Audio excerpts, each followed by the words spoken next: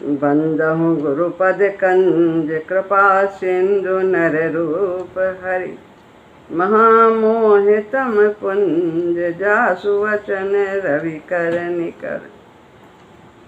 श्री राम। आध्यात्मिक साधन भाग 2। हम सभी बाह्य साधन के बारे में सुन रहे थे, महाराज जी की बातें।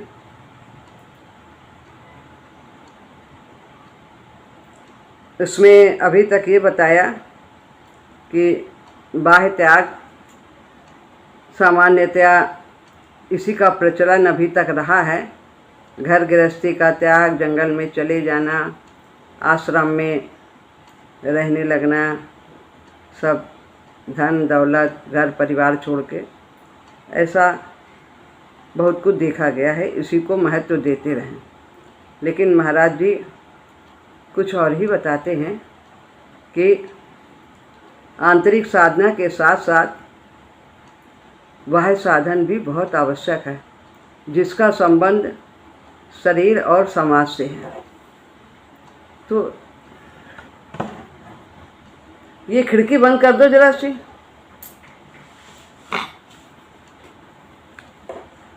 तो जिसका संबंध शरीर और समाज से है, तो न हमें शरीर का बहिष्कार करना है, इसे निकृष्ट समझना है, इसकी अवहेलना करनी है दोनों, और न ही समाज का ही त्याग करना है। हमारी आध्यात्मिक साधन में इसकी उपयोगिता है। तो इस प्रकार की समाज की क्रिया के बिना साधक केवल मात्र दूसरे साधनों के द्वारा साधन में सिद्धि लाभ यदि कर भी सकता है, तो महाराज जी कहते हैं कि उसको बहुत समय लग जाएगा और उसका सर्वांगीण विकास नहीं होगा। यदि वो सब कुछ छोड़ करके एकांगी साधना करता है, तो फिर उसका परिशोधन भली प्रकार से नहीं हो पाएगा विकारों का। इस प्रकार से समाज की क्रिया के बिना साधक केवल मात्र दूसरे साधनों के द्वारा, अन्य साधन हैं तब त्याग, वैराग, व्रत, उपवास, तीर्थ, गंगा नहाना आदि अनेक हैं, कर्मकांड, उनमें लगे रहना। तो इसमें यदि सिद्धि लाभ भी करे, सोचे कि मिल जाए, सिद्धि का मतलब भगवान की प्राप्ति, मुक्ति की प्राप्ति, तो इसमें बहुत समय लग सकता है। हो सकता है मिल जाए, तो उसको बहुत अधिक काल की आवश्यकता होगी, बहुत समय लगेगा। व्यवहारिक जगत में तो हम समाज को साधन के लिए अनिवार्य क्षेत्र समझते हैं। महाराज जी कहते हैं हम व्यवहार किससे करेंगे? हम समाज से ही तो व्यवहार करेंगे। हमारा बोलना, उठना, बैठना, लेना देना, ये सब किससे होगा? समाज में ही रह करके होगा। तो समाज में रह करके ही हम व्यवहार कर सकते हैं। मनुष्य एक सामाजिक प्राणी है। समाज से अलग रह करके उसका विकास नहीं हो सकता ठीक से। तो व्यवहारिक जगत में तो हम समाज को साधन के लिए अनिवार्य क्षेत्र समझते हैं, और समाज से एकदम अलग हो जाना साधन के लिए आत्मघाती है, अपनी हत्या करने के समान है। समाज से अलग हो जाना, देखिए, जो कोई भी सिंह का बच्चा यदि भेड़ों के झुंड में चला जाता है, तो वो अपनी गर्जना सब कुछ भूल जाता है, चाल ढाल सब उसका भेड़ों जैसा हो जाता है। अपार शक्ति होते हुए भी वो भेड़ों के समान ही बरतता है। ऐसे मनुष्य का बच्चा भी यदि चला जाता, वो भी समाज का अंग होने के नाते वो जानवरों के उसमें चला जाएगा झुंड में, तो वहाँ भी वो सीख नहीं पाएगा। तो हर एक का अलग अलग क्षेत्र है, और उसी क्षेत्र में रह करके सबका विकास होता है। परंतु वर्तमान समाज तो, अब प्रश्न उठता है, वर्तमान समाज तो बहुत गंदा है। आजकल के लोग बहुत विकारों वाले हैं, कामी, क्रोधी, लोभी, अहंकारी, राग द्वेष से भरे हुए, एक दूसरे को देखकर जलते हैं, घृणा करते हैं। परंतु वर्तमान समाज तो बहुत गंदा हो रहा है, ऐसा देखा जाता है कलयुग में। झूठ, कपट, राग, द्वेष, काम तथा क्रोध हमें सभी ओर उमड़ते हुए दिखाई देते हैं। सभी में ये इस प्रकार के विकार मिलते हैं, ऐसा देखने में आता है। तो इसमें कैसे विकास होगा? ऐसे सब लोगों के बीच में रह कर के भाई अच्छे लोगों के साथ रहो तो अच्छी बात सीखोगे तो विकास होगा। तो इन लोगों के साथ रह कर के, ऐसे लोगों के साथ रहकर कैसे विकास होगा, किस प्रकार से? अब यहाँ प्रश्न उठता है, ऐसे समाज में रहकर अध्यात्म साधन कैसे संभव है? पेट पालने के लिए, परिवार के पोषण के लिए व्यक्ति को क्या कुछ नहीं करना पड़ता है? ऐसे अधर्ममय संसार में रहते हुए व्यक्ति अपना कल्याण कैसे कर सके? क्या ये संभव है? इस तरह के लोगों के बीच में रह कर के क्या हमारा विकास हो सकता है, हमारा कल्याण हो सकता है? ऐसा अब प्रश्न उठता है। हाँ, कहते हैं हाँ, यदि उचित समाज हो तो व्यक्ति को साधना में सहायता मिल सकती है, ऐसी बात है। कहा है कि संग, शास्त्र, विचार और वातावरण अच्छे करने चाहिए, अच्छे लोगों का साथ करना चाहिए, अच्छी किताबें पढ़नी चाहिए, शास्त्र पढ़ने चाहिए और विचार भी हमारे अच्छे होने चाहिए। हम मनन क्या करते हैं, क्या सोचते हैं, किसी के अवगुण के बारे में सोचते हैं कि किसी के गुण के बारे में सोचते रहते हैं। जब शास्त्र अच्छे पढ़ेंगे तो विचार भी हमारे अच्छे होंगे और अच्छे वातावरण में भी रहना चाहिए। वातावरण का बहुत प्रभाव पड़ता है, जैसे कि जहाँ पर भक्ति भजन ज़्यादा होते हैं, मंदिर आदि में देखा गया, वहाँ जाते ही मन बहुत जल्दी शांत हो जाता है। और घर में भी यदि हमारा ऐसा वातावरण है, भगवान की पूजा होती है, जाप होते हैं, तो वहाँ का भी वातावरण शुद्ध होता चला जाता है। तो इसमें सहायता मिल सकती है लोगों को। प्रायः ऐसा विचार लोगों के मन में दौड़ जाता है और समाज से अलग रहने की प्रवृत्ति हो जाती है, लेकिन बाहर जाके नहीं, हमें कहीं छोड़ के वहाँ, जैसे आज वहाँ तपस्या करने पहाड़ पे चले गए, वहाँ बहुत लोगों ने तपस्या की है, तो हम वहाँ जाके तपस्या करने लगे तो वहाँ हमारा जल्दी मन लगेगा? ऐसा नहीं। घर में रहते, जहाँ जिस आश्रम में हैं, हमें अपने कर्तव्य का पालन करते हुए उसी आश्रम में रहकर भगवत भाव से भगवान की सेवा करनी है, यानी अपने कर्तव्य का पालन करना है। यही हमें सब कुछ प्राप्त हो जाएगा। यही जो चार लोग हैं समाज में रह करके हमारे विकार हमें समझ में आएंगे, हमारी गलतियां समझ में आएंगी, जो अंदर भरा है वो हमारा निकल जाता है, जैसे हैं मैं वैसे निकलता है। और फिर उसका हम परिणाम देखते हैं, तो फिर हमें परिणाम देख करके पछतावा होता है कि अरे हमने ये तो गलत कह दिया, अरे ये न बोलते तो ठीक था, ऐसा न कहते तो ठीक था। तो फिर वो अच्छे लोगों को भी देखता है और बुरे लोगों को भी देखता है, और बुरे लोगों के किए हुए कर्म को देख करके उनका परिणाम देखता है कि वे दुखी हैं, और अच्छे लोग जो हैं वो शांति से रह रहे हैं, प्रेम से रह रहे हैं, अच्छे वातावरण में रह रहे हैं। तो शांति तो सभी चाहते हैं ना, लेकिन अगर हम गलत जगह शांति ढूंढेंगे तो हमें शांति कैसे मिल जाएगी? हम धन में सोचते हैं है शांति, परिवार में सोचते हैं सब हमारे बहुत लोग हो जाएं तो शांति, लेकिन हमारी सोच में शांति जब तक नहीं आएगी, जब तक हमारा समुचित मनोवृत्ति नहीं होगी, विचार नहीं अच्छे होंगे, तो शांति कैसे? जब तक हमारे अंदर सेवा, प्रेम, सहानुभूति, त्याग की भावना, दया की भावना, उदारता नहीं होगी, तो हमारे अंदर शांति कैसे आएगी? जब तक सद्गुण नहीं होंगे तो हम अशांति रहेंगे। तो हमें सद्गुणों को बढ़ाने का प्रयास करना चाहिए, अच्छे लोगों का संग करना चाहिए, अच्छे वातावरण में रहना, अच्छी पुस्तकें पढ़ना, सत्संग करना, ये हमें करना चाहिए।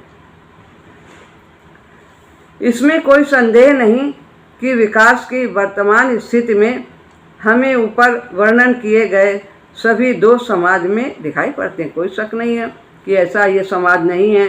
आजकल जो समाज है उसमें इसी प्रकार के लोग हमें दिखते हैं, राग, द्वेष, क्रोध, लोभ, अहंकार, एक दूसरे के प्रति घृणा, ऐसा ही समाज ज़्यादा दिखता है। परंतु हमने तो देख रखा है कि दोषों के भी विकास के काम में उपयोगिता है।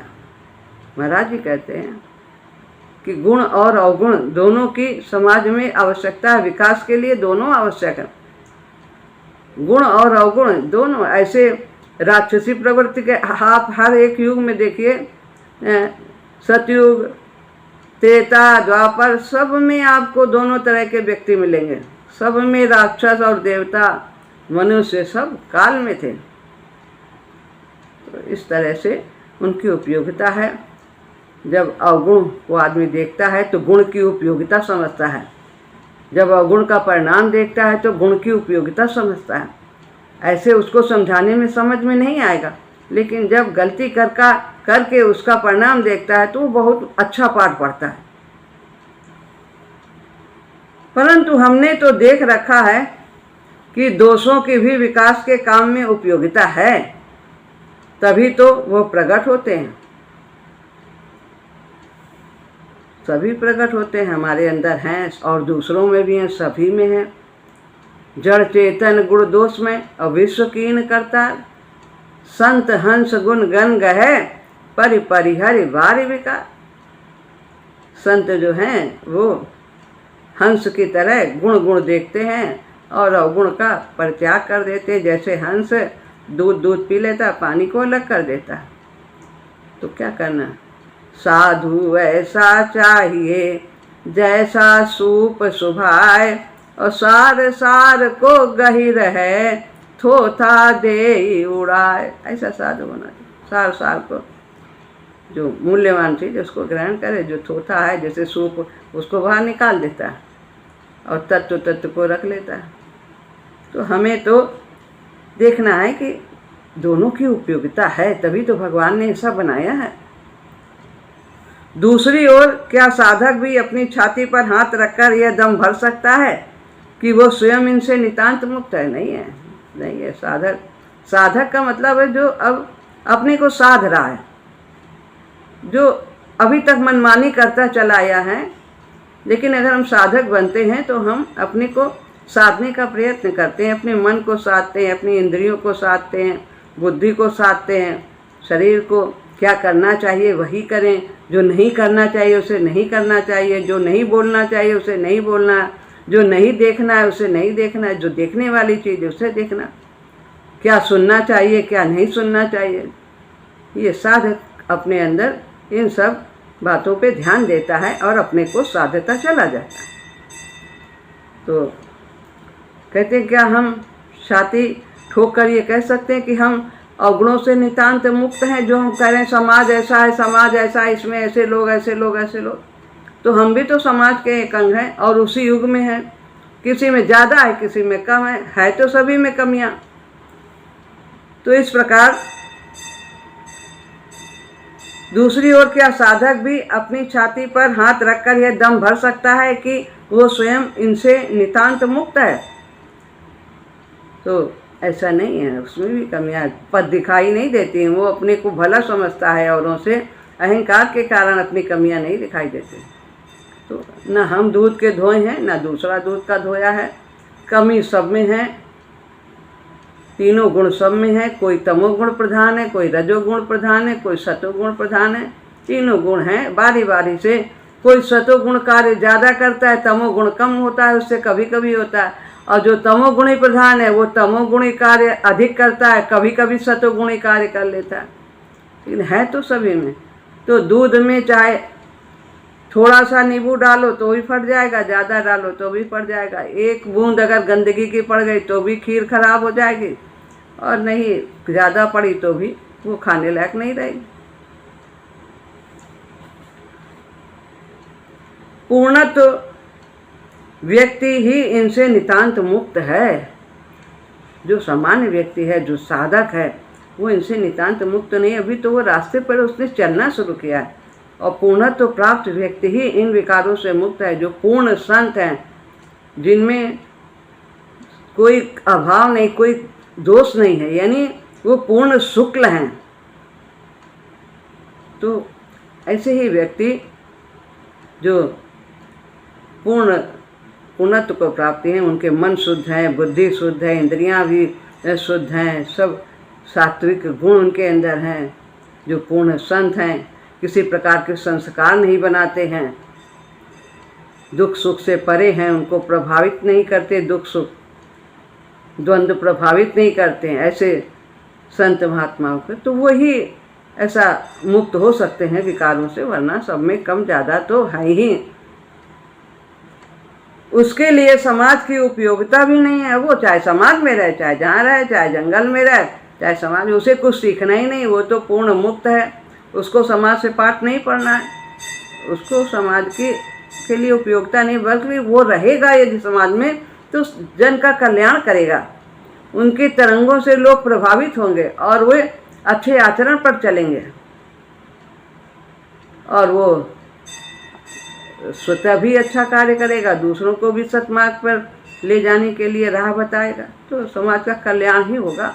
पर उनको समाज में रहने के लिए आवश्यक नहीं है, पर भगवान का कार्य करने के लिए ऐसे संत समाज में आते हैं, रहते हैं और भगवान के रास्ते पर चलने के लिए सबको प्रेरित करते हैं, ताकि वे भी सुखी रह सकें, उनका जीवन भी सुख शांतमय हो, वो भी कल्याण को प्राप्त करें। वो भगवान के प्रतिनिधि बन करके आते हैं, भगवान का कार्य करने के लिए आते हैं, जैसे हमारे गुरु जी। ऐसी परिस्थिति में समाज पर दोष लगाकर व्यक्ति को समाज में रहते हुए अलग अलग रहने का यत्न करना अथवा समाज से भाग खड़े होने का यत्न करना दोषपूर्ण है, इसमें संदेह नहीं। तो हमें जब तक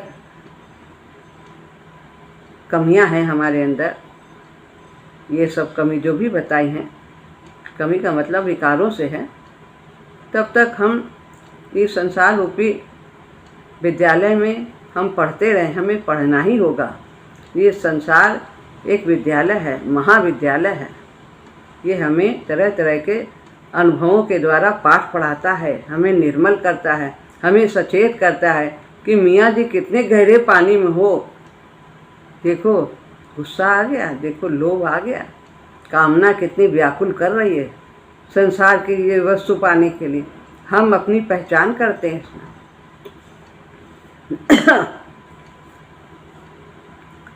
प्रायः इस प्रयत्न के पीछे एक भीरुता छिपी रहती। कौन सा प्रयत्न? भागने का। संसार से भागना है, समाज से भागना है, छोड़ दो गृहस्थी, चले जाओ, सब कितना पचड़ा है, कितनी जिम्मेदारी है, कितना दौड़ भाग है, मान अपमान है, सब कुछ। तो ये कायरता है, अपनी स्थिति से भागना, पाठ पढ़ने से इनकार करना। इस प्रयत्न के पीछे एक भीरुता छिपी रहती है कि समाज से मैं दूषित न हो जाऊं, समाज में रहता हुआ मैं अपने आदर्श को ही कहीं भूल न जाऊं। तो ये डर बना रहता है उसको। जो भी कच्चे हैं तो वो सोचते हैं अगर ऐसे लोग के साथ रहेंगे तो हम भी ऐसे ही हो जाएंगे और हम जो करने के लिए आए वो नहीं कर पाएंगे। ऐसा उनके मन में विचार आता है।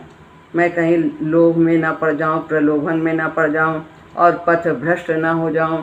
ऐसा सब इस प्रकार के उनके अंदर सोच होती है।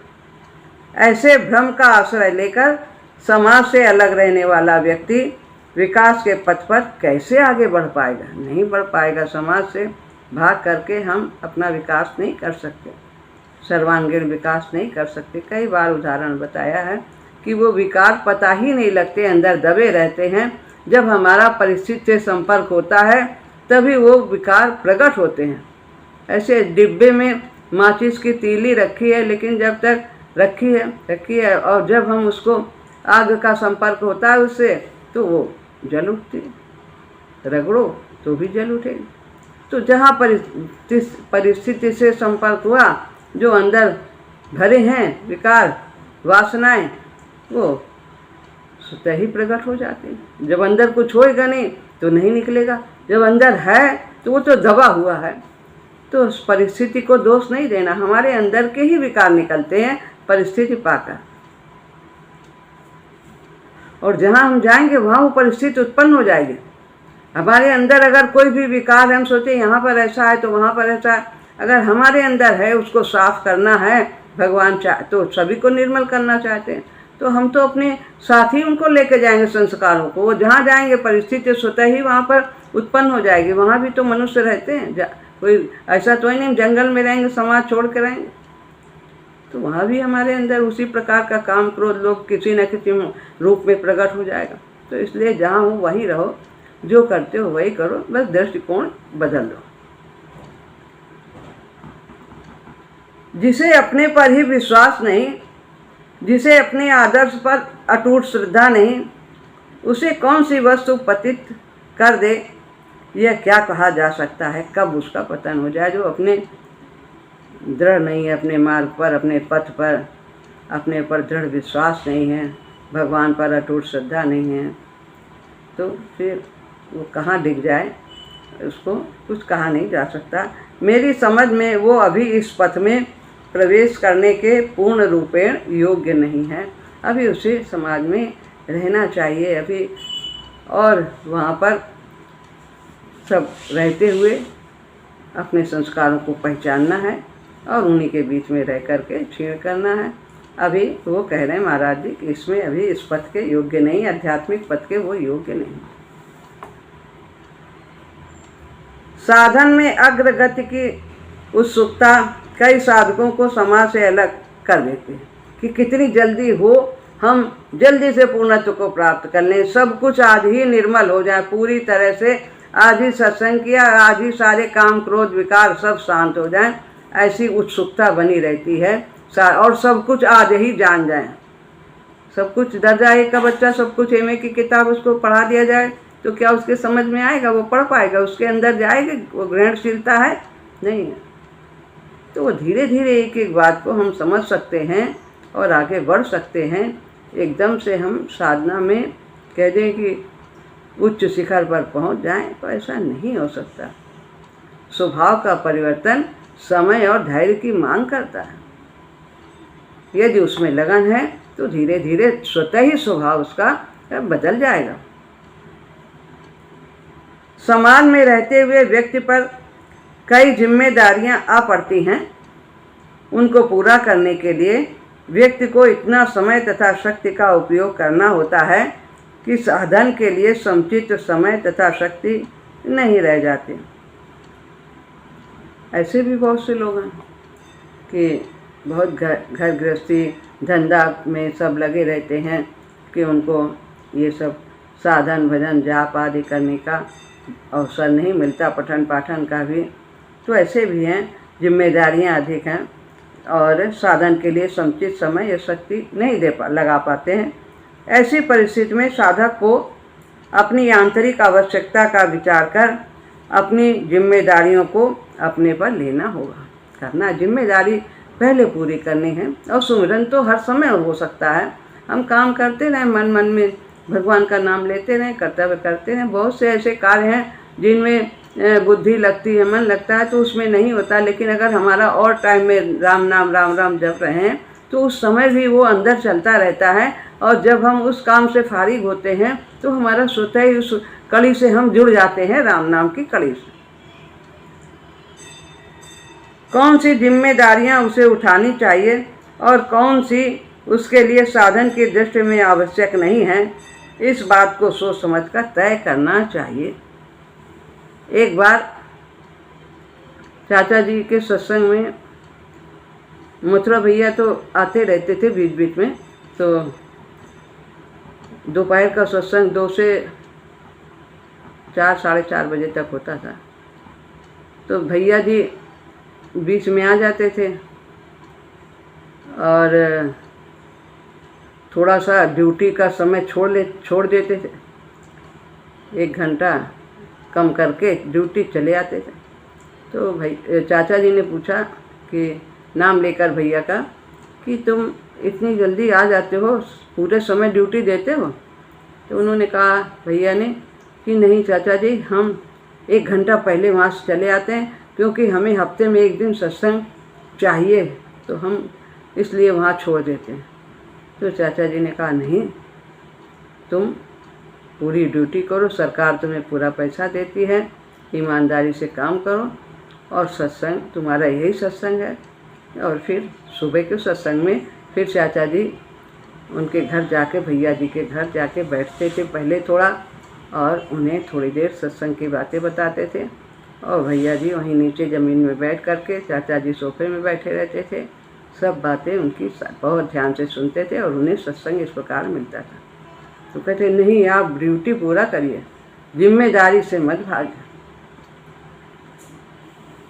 तो ये देखना है कि कौन सा कार्य हम पहले कर सकते हैं और कौन सा कार्य हम बाद कर सकते हैं, बाद में कर सकते हैं, और कौन सा कार्य बहुत ज़रूरी है। अब जैसे जाप में हम बैठे हैं और कोई अचानक कोई को बहुत ज़्यादा तबीयत खराब हो गई और हमें उसे हॉस्पिटल ले जाना है, तो हम तुरंत उसको दवा के लिए ले जाएंगे हॉस्पिटल। जाप का हम समय उसमें लगा देंगे, सेवा में लगा देंगे। और ऐसे कोई आ गया गप मारने के लिए, हम बगल में पड़ोसी आ गई और वो बैठ गई बात करने के लिए, रोज़ आ जाए, तो हम जाप नहीं छोड़ेंगे। हम तो उससे कहेंगे कि आओ तुम भी बैठ जाओ हमारे साथ और फिर उसके बाद बात करेंगे। आ जाओ, बैठो, थोड़ी देर बहुत आनंद आएगा, बैठो जाप करो। एक दो दिन उसको अच्छा लगेगा, बैठेगी, नहीं तो आना ही बंद कर देगी उस समय। तो आप आराम से जाप कर सकते हैं। सब चाचा जी ऐसा बताते हैं। साधक को वास्तव में अपने पथ प्रदर्शक की आवाज़ सुननी होगी, और यदि भीतर से माँ का आदेश स्पष्ट सुनाई देता है, पथ प्रदर्शक माँ भी पथ प्रदर्शिका है, सूक्ष्म रूप से गुरु जी हमें आदेश करते रहते हैं, हमारे अंदर से आवाज़ आती है, मन की बात आती है और विचार आते हैं, तो हमें उन आदेशों को सुनना चाहिए। कभी कभी आवाज़ भी आती है और इस तरह स्पष्ट सुनाई देती है, तो उसका अवलंबन लेना होगा। साधारण बुद्धि इस समस्या को ठीक हल न कर पाएगी। यही स्थल है। साधारण बुद्धि तो अपने फायदे की बात सोचेगी, और जो विवेकनी बुद्धि साधना करते करते जागृत हो जाती है, तो वो हमें उचित राय देती है, अंतरात्मा की आवाज़ होती है। और यदि हम उस आवाज़ को सुनते हैं तो वो हमें हर समय हमारे राह के लिए हमें पथ प्रदर्शन करती चली जाती, क्या करना है क्या नहीं। हम जरा सा ध्यान देते हैं तो एक बार पहली बार तो उत्तर आ ही जाता है कि क्या करना क्या उचित है। यदि हम उसकी अवहेलना करते हैं तो फिर वो धीरे धीरे फिर उसके जो पथ प्रदर्शन उसका है वो हमें मिलना बंद हो जाता। तो हमें सुनना चाहिए इस प्रकार के भावों को, जो हमारे अंदर प्रश्न चिन्ह लगाते हैं क्या करें क्या ना करें, तो वो जरूर समस्या का समाधान हमें मिलता है। यही स्थल है जहाँ समाज तथा साधक में संघर्ष हो जाता है। क्या करें क्या ना करें। समाज एक तरफ कुआं एक तरफ खाई, जैसे अर्जुन का था, समझ नहीं आ रहा था कि क्या करें, युद्ध करें कि ना करें। ये सब इतने सब हमारे पितामह गुरु आदि सब खड़े हैं सामने, और हम इनके ऊपर कैसे बाण चलाएं। तो इस प्रकार के प्रश्न समाज में व्यक्ति के सामने, साधक के सामने आ जाते हैं, और उनका समाधान आत्मा अंदर से आवाज़ आती है महाशक्ति माँ की, प्रभु की, वो हमें सचेत करते हैं। समाज किन्हीं अनावश्यक जिम्मेदारियों को साधक पर लादना चाहता है। ऐसी परिस्थिति में साधना की मांग की वेदी पर सामाजिक मांग को बलिदान करना होता है। एक बार भैया जी के यहाँ सत्संग में उनके पड़ोस की थी एक बहन सरला, तो वो सत्संग नहीं आती थी। अब पहले आती थी, बीच में बंद कर दिया। भैया जी ने पूछा क्या बात है, एक दिन आई तो कई दिन बाद, तो क्यों नहीं आती हो सरला बहन। तो उन्होंने कहा क्या करें, बहू कहती है कि हमारे बच्चे को पढ़ाया करो। अरे तो बोले ये तो तुम्हारी जिम्मेदारी नहीं है, बहू कह रही कि बच्चे को पढ़ाओ उसके, तो ये तो उसकी जिम्मेदारी है बहू के बच्चे को पढ़ाना। और यदि पढ़ाना भी है तो और आगे पीछे के टाइम में पढ़ा लो, कभी दूसरे समय में पढ़ा लो। अब इसके लिए सत्संग को बलि चढ़ाना ये तो ठीक नहीं है। तो इस तरह हमारे ऊपर कुछ ज़बरदस्ती की जिम्मेदारियां समाज की ओर से आ जाती हैं, जो हमारा कर्तव्य नहीं है, और हमें फिर अपने साधन भजन में बाधा लगती है। तो हमें यदि कार्य करना, कब कौन सा कार्य करना है, इसे विवेक से विचार करना है। तो ये ऐसी परिस्थिति में साधना की मांग की वेदी पर सामाजिक मांग को बलि करना ही होता है। नहीं करना चाहिए ऐसे कार्य कि हमें एक सत्संग का समय है, जाप का समय है, हम ध्यान में बैठ रहे हैं। अब उसमें उस समय आगे पीछे कितना भी काम कर लो, लेकिन उस समय का इस तरह से यदि जिम्मेदारियां डाली जाती हैं तो उस मांग को ठुकरा देना चाहिए, ऐसा बताते हैं। परंतु इसका कदापि ये अर्थ नहीं कि समाज से अलग हो जाना होगा। समाज में रहना है, अपने कर्तव्य का पालन करना है, लेकिन कब क्या करना है ये हमें अपने विवेक से विचार करना है। हमारे भी कर्तव्य हैं, जब तक हम घर गृहस्थी में रहते हैं हमारे कर्तव्य हैं, लेकिन कर्तव्य हमारे बदलते रहते हैं। जब हम बच्चे थे तो दूसरे कर्तव्य थे, शादी होके आए दूसरे कर्तव्य थे, फिर और आगे बढ़े तो दूसरे का, बूढ़े हुए तो कुछ और कर्तव्य तो रहते। चाचा जी सत्संग भी करते थे और घर उनका बनता था तो फिर वो क्या करते थे, सर वहाँ मजदूरों लेबर को देखते थे और ड्राम में रबड़ लगा के ये ड्राम भर रहे हैं, वो ड्राम भर रहे हैं, वो ड्राम भर रहे हैं पानी में। वो अपने कार्य उस तरह के उनके कार्य थे। तो कर्तव्य कुछ न कुछ तो रहता ही है, जब तक शरीर है तो अपने कर्तव्य, जो हमारा कर्तव्य है उसे करना चाहिए। समाज से अलग नहीं होना है। समाज के संपर्क को छोड़कर एक सीमित क्षेत्र में अथवा सीमित समाज में साधक को प्रवेश कर जाना होगा। तो बहुत भीड़ भाड़ में नहीं रहना है और एक अपना सीमित दायरा हरि भजन का, भगवान के सत्संग का, अपना जो साधकों का, इस दायरे को हमारा सोच समझ करके उस दायरे में रहना चाहिए और अपने को आगे बढ़ाना। श्री राम राम राम।